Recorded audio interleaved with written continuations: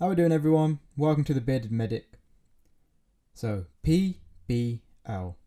You've probably heard about it, but what actually is it? This video will cover exactly what it is and how it's done. It will be mainly covering this in the context of medicine, and there will be a little walkthrough for you at the end. So firstly, what is PBL? PBL stands for Problem-Based Learning. It's a student-oriented method of learning increasingly being implemented by a number of courses like medicine. It consists of a small group of students that undergo an opening session where a case is given and questions are set out. The week is then used as a means to research these questions, with everyone coming together at a closing session to go through them. The hope is that everyone fills in each other's gaps in knowledge in a manner where the information can also be applied, thereby contextualising why certain events happened in the case. But why have more med schools started using it? PBL fundamentally encourages student-directed learning. The aim is for the student not just to learn the information given to them as a means to pass exams, but to think on their feet and implement what they have learned methodically. It's simultaneously a means of coaching to identify information relevant to what you need to know as a clinician. This will be in the form of prompts throughout the cases you are presented with.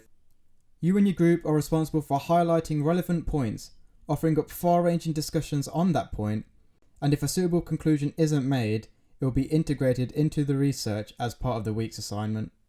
So what actually happens in the process of PBL? 8 medical students enter a room. A chair and scribe will be selected to structure and organise the session.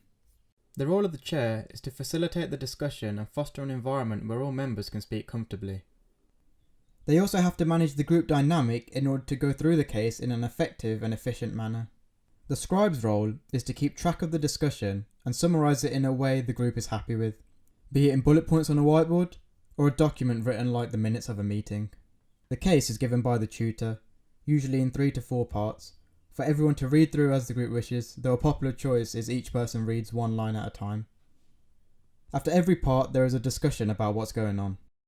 At the end, a series of questions are thought out by the group to be researched throughout the week. The role of the tutor in all of this is to make sure the session is staying on track and ensure the discussion is focused and flowing suitably. They will also try to aid your question constructing process by clarifying if certain things need to be covered. So here we go. What I'm going to do now is take you through a typical example. I've tried to make this case as suitable as it can be as an example, but disclaimer, this is based on experience of how PBL is enacted.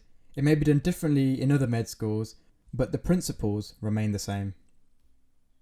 So let's get started. So we've just selected our chair and scribe, been given part 1, and here it is. Tyler Matthews is a 32-year-old lawyer in a firm in London. He lives with his partner in a rented apartment in the city. Over the last few weeks, he has been experiencing abdominal pain, which he attributed to the stress of his work. These stresses have led to his diet consisting of many takeaways and nights of poor sleep. Whenever he came home from work, he needed to rush urgently to the toilet. His partner suggested he go see a GP about his symptoms. Tyler was nervous about going to the GP as he was worried about the questions they would ask. When in the consultation, the GP, Dr. Clare, asked Tyler about his symptoms. He explained how he feels discomfort after eating and always has the urge to defecate. Dr. Clare went on to ask about Tyler's stool. Tyler was surprised by why this was asked. Despite this, he answered by describing his stool to be quite loose and offensive smelling, but with no blood being present. Dr. Clare then asked about Tyler's eating habits. He admitted he had been having takeaways at least once per day. Dr. Clare suggested that Tyler's symptoms could be due to lactose intolerance and suggested cutting lactose out of his diet. He was also advised to cut out the takeaways and keep a food diary for at least 2 weeks until future review.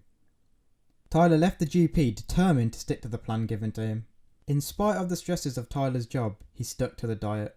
Nevertheless, finding food to eat was extremely difficult given the restrictions placed upon him.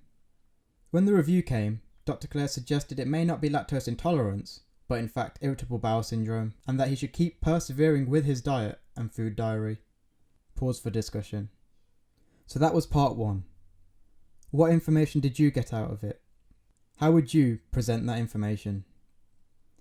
Here's a manifestation of how the information could potentially be laid out by the scribe. Notice the cues are just quotes from the text and the adjacent column is pretty general because we don't know the full story yet. So let's move on to part 2. Over the summer period, Tyler's symptoms alleviated. However, Over the last week, they began to worsen.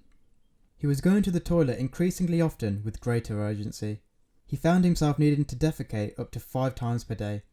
One day, he noticed blood in his stool, prompting him to go see the GP again. A few weeks later, Tyler informed Dr. Clare that the blood in his stool was bright red and that the pain he was experiencing was excruciating. He mentioned always feeling fatigued and sleepy when he came home. On examination, Dr. Clare noted tenderness of his lower left quadrant. This, paired with Tyler looking severely paler and thinner, led Dr. Clare to urgently refer him to a gastroenterologist. Dr. Clare ordered some tests and prescribed Tyler ferrous sulfate. Tyler was weary of the amount of time he would potentially have to take off work and how that would impact the livelihood of him and his partner. Pause for discussion. So that was part 2, and here again is how the information could be presented. Same format, easy to follow, simple. Now for the final part. A week later, Tyler met with gastroenterologist Dr. Malcolm. Dr. Malcolm confirmed the findings of Dr. Clare and a family history was taken. There were no findings of significance but for his mother, who experienced indigestion-like symptoms for a number of years. Tyler's fecal test was calprotectin positive and his blood test revealed increased white cell count and elevated CRP. Dr. Malcolm informed Tyler that he may have inflammatory bowel disease, however a colonoscopy would have to be performed in order to confirm the diagnosis. Tyler was extremely worried about what this would mean for his job and his future.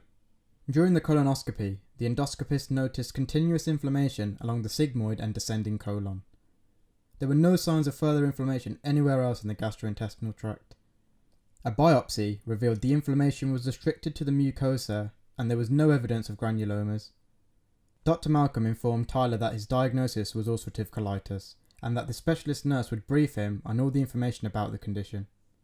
Tyler was grateful for the wide-ranging support offered by the specialist nurse. He was started on a course of mesalazine to manage his symptoms. The nurse informed Tyler that if his flare-ups don't change after 4 weeks, he is to contact them immediately. When Tyler and his partner researched his condition, they were confused as to why alternative treatments were not given. Despite Tyler managing his flare-ups well, he is still concerned about possible relapses and how the condition worsening could impact his life. End case.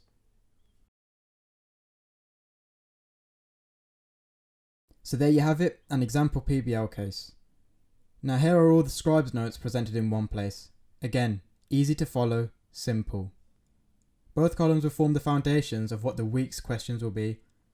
Depending on the structure of your course, you could also do it based on the timetable, but this again will vary depending on the university and even your PBL group. And now I'll show you a set of potential questions based on it. Over the week, these questions will be extensively researched by the PBL group, and at the closing session, everyone will collaborate to teach each other and help contextualise the events that happened in the case. Therefore, you've not only learned the knowledge over the week, but you've applied it in a scenario of a realistic case. The tutor will provide guidance on whether certain topics need to be included, but they may not always suggest information to be excluded. So the group must ensure that the questions are well formulated in order to be efficient and effective for learning and not overwhelming. Repetition of the content forms a foundation of memory. Hence, establishing a question in PBL, going through it in a lecture, then in the closing session, then going through your lecture and PBL notes again, means that you've revisited the information multiple times in 1 week. So that's essentially how PBL is done. We've covered the what, why and how of PBL, and now you should know the fundamentals. The example given was very situational depending on the university, course structure, and even the PBL group. So this marks the end of the video. If you have any questions, put them in the comment section. Remember to like and subscribe and follow along on Instagram and Twitter.